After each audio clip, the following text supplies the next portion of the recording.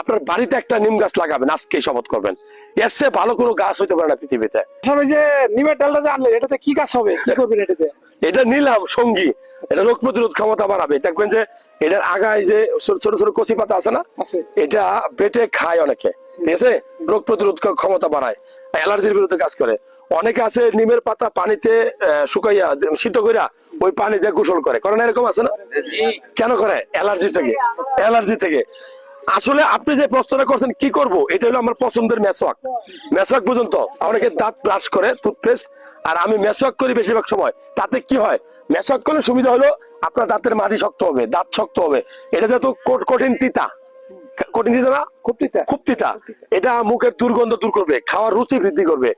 সবচেয়ে বড় কথা, মুসলমান আমি আপনি, মরার সময় যারা নিয়মিত মেসওয়াক করে তাদের কালেমা নসিব হবে।